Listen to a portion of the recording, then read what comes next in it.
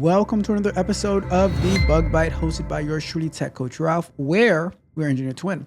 In today's episode, we're going to talk about relationships gone bad and how an ex cost $600,000. Say it ain't so, say it ain't so, but yes, it is so. We're going to be talking about a disgruntled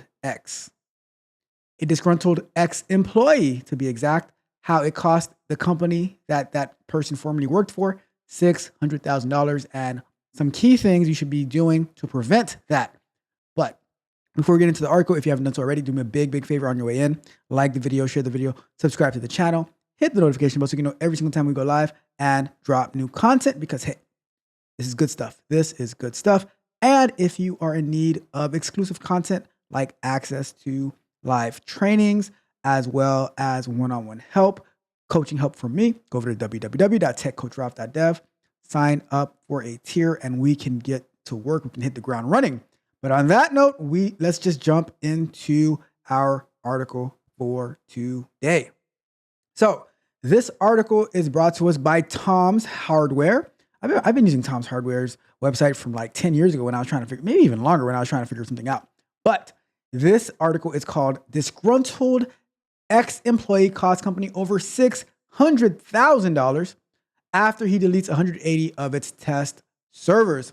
Found server deletion script on Google. So, and a subheadline, right? This is by Joey Morales, published June 13th, 2024, right? So it says, you should always clean up access credentials when someone leaves the company.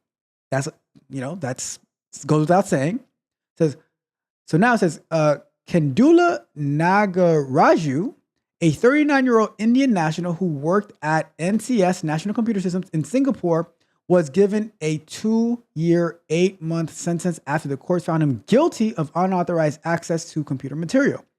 According to CNA, Nagaraju illegally accessed his former employer's system for several months after his termination, running scripts that he could use to delete its test servers. After he completed testing, he deployed the test scripts overnight, resulting in complete removal of all 180 company test servers. NCS is a major IT service firm in Southeast Asia and is headquartered in Singapore. It also has a presence across Australia, Hong Kong, China, and India, with over 13,000 employees.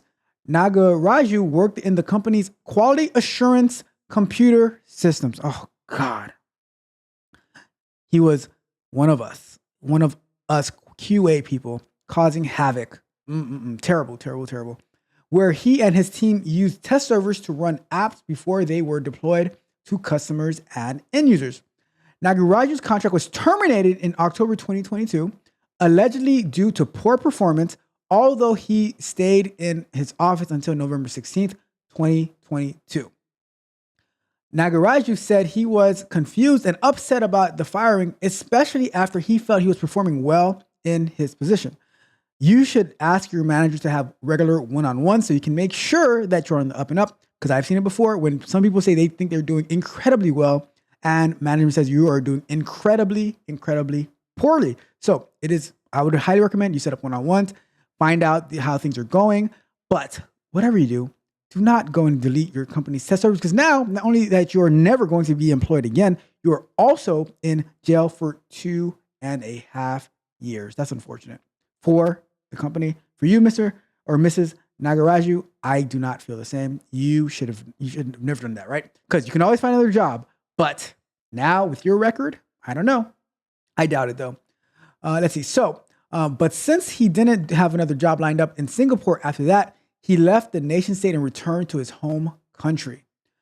Although Nagaraju was no longer connected with NCS, he discovered that his credentials remained valid, giving him remote access to the company's servers. So whoever is working in IT, in the identity and access management, the HR people, however, at some point, this slipped the system where it was not sent over, or they didn't actually terminate his access, because a lot of times in these companies nowadays, right, before you're even terminated, your access is canceled. So let's say they call you in. By the time you get back to your desk, if you're in person, your access is terminated. Or you don't have access to your computer anymore or to the system or to the VPN because things like this can happen. Companies have to protect themselves. They have to protect their clients. They have to protect the other employees. They have to protect the investors. So that's why like you get an email saying, hey, you no longer work here and you have no access to the system because they don't want you to go in there to extract data, cause havoc, all that stuff, right? So let's see where we are. Between January and March of 2023, he hatched a plan of revenge against his former employer. He Googled for server delete scripts during this time, and he using his still valid credentials began testing them on NTS's test server. So he had like he actually left the office, the building in November, and then so let me see. So he was fired in 2022. So he left the company in November of 2022, but he still has access all the way through March. Right? This is crazy. This is crazy. This is shame on you, NCS. Shame on you. And that goes to say, you have to be very, very careful who your third-party vendors are, because when a third-party vendor fires their customer or their employees, but they don't restrict access to their former employees, now that can have very negative ramifications on you. You know, this is why I'm not a big fan of outsourcing. Not that it can't happen even in-house, but you have more control over it. You're not relying on a third party at that point, right? So none of his former teammates were aware of this, allowing him to access the system for over 13 times in March of 2023 alone. It was during this time he had perfected and hid the deletion scripts. Finally, on March 18th and 19th, he activated the scripts, which began to delete the servers one at a time to minimize suspicion. When the NCS QA team logged in on March 20th, they discovered that the test servers were inaccessible. It was during their troubleshooting that they found out that all 180 of their test servers were deleted. NCS claimed that the test servers were standalone systems used for new apps. It also said that no sensitive information was stored on the servers, so company and client data remained safe. However, it still cost the company the equivalent of $678,000 to remedy the situation, all right? So, real quick, so we know this person was let go. We know they have user access. Who is monitoring the access to the system and say, okay, these names are on the unapproved list. Is this name tries to sign in? Then we need to do A, B, and C, right? And then we have to restrict access right away. No one was monitoring. They don't have good cybersecurity practices in place. So, like, this also, like, they're going to learn from this, but they should also suffer from this. NCS, that is. This person should not be hacking their system, but they should also make sure they're doing everything possible that they don't have access to the system as well. All right. The company reported the incident to the police in April of 2023 after it had presumably reconstructed what happened to the servers. Since Nagaraju returned to Singapore in February of 2023, the police tracked his location through the IP address the company submitted and seized his laptop.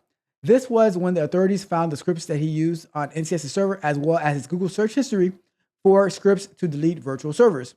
Due to a human oversight in administering the standalone test environment, the perpetrator's access to the test environment wasn't terminated immediately upon departure from the company, or not only immediately, right?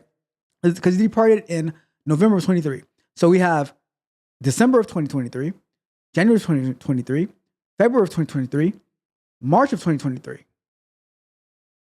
So we have 5 months from his departure that no one ever saw that he was accessing the system. That is utterly, utterly wrong. All right. However, the company has stringent, apparently not, processes and controls in place and stated that it will continue to monitor and enhance them. Definitely need to monitor and enhance, right? Anyways, this article was written by Joey Morales, a freelance news writer. And that is our story for today. When you do not protect you must protect yourself because no one else is obligated to protecting you, especially your company. So by this oversight, by whoever it was, whether it was HR not sending it over to the identity and access management team, whoever manages who has access to the system, or they got it, but they didn't do it for whatever reason, they are the reason that this $600,000 was lost in test servers. Oh, you can say, oh, how can you blame the victim? I am not victim blaming, right? The person who committed the crime is in jail, but as hacks inside, like this is so avoidable, because if this person let's say this person tries to access the system, right? And we have the right measures in place, we still see who's trying to access. I would still report that person for attempting to trespass into the system, but you left the door wide open, and that cost you $600,000, $678,000 to be exact. So you also have to hold this L for your practices not. You said you have stringent processes and controls in place. No, you don't. Maybe now you do after this happened, but did it take costing more than $500,000, almost $750,000, in order for you to learn that you must have proper protocols, checklists in place to make sure that you are shutting things down as soon as they happen? Before the meeting is even over, letting him know that he's fired, he should be let go. And it's possible that this happened because that the policy of, I guess they might have a policy where, you let someone know that they're being let go, then you have to keep them for another month or something like that. See, this is why companies pay severances, because once you get let go, they don't know how you're going to react, and they want you out. They'll pay you more to leave. So that is the article for today. How this former employee, bitter ex-employee, cost the company that I was working for $600,000 over there, and $678,000 to be exact, over in Singapore. Bad security measures cost a lot of money. Because even if this person was able to pay the money back, it doesn't pay for time lost, doesn't pay for customer loss, it doesn't pay for the time it takes to get to production, because you have to rebuild your test environments. So that is my thought on this article. You have to protect yourself at all costs.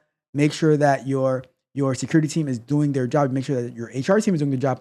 Make sure that your QA team is also doing their job to see who's accessing the system. Are things suddenly going missing? Anyhow, that is it for today. Thank you guys so much for tuning in to another episode of The Bug Bite. If you didn't do this at the beginning when you came in, do this at the end. Like the video, share the video, subscribe to the channel, hit the notification bell so you know every single time that we go live and drop new content, as well as go over to www.techcoachralph.dev, where you can sign up for a one-on-one coaching plan with me, as well as get access to exclusive content, such as our live trainings with my guy, Yakar, where we train about agile and stuff like that. And tune in. We're going to run it up. We're going to learn so much, because we want you to win. All right. On that note, this is Tech Coach Ralph with another episode of The Bug Bite. We are out.